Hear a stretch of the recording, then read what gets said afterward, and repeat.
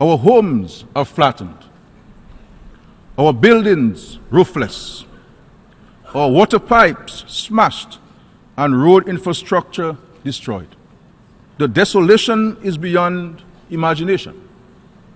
Mr. President, fellow leaders, the stars have fallen.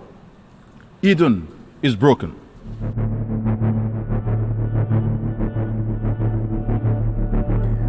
Loss and damage.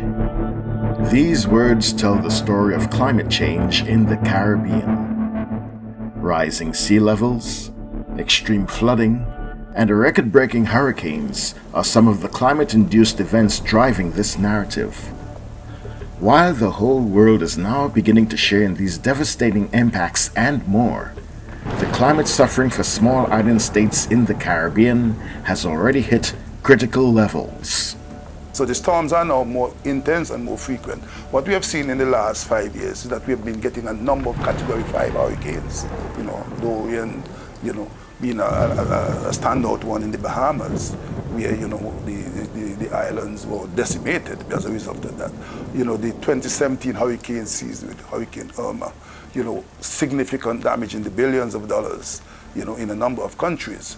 So we are seeing more frequent storms, more intense storms. Leaders in the region have been unified in their calls for global assistance in addressing loss and damage. Their goal? A dedicated fund created through the United Nations Framework Convention on Climate Change that would allow developing countries access to emergency financing. My friends, we heard the calls and we responded.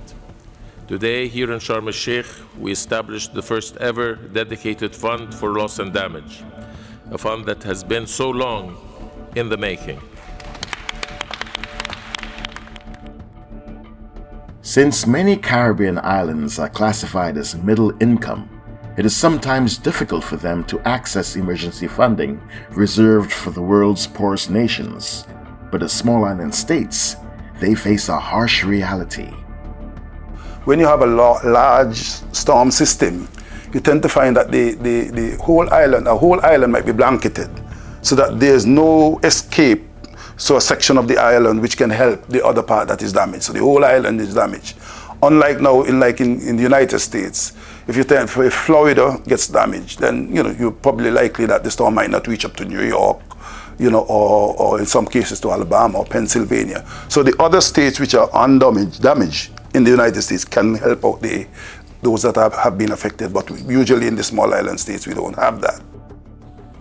For small island developing states to survive economic shocks and recover lost and damaged infrastructure, they are forced to borrow, only to be confronted again in a few years with another round of natural disasters.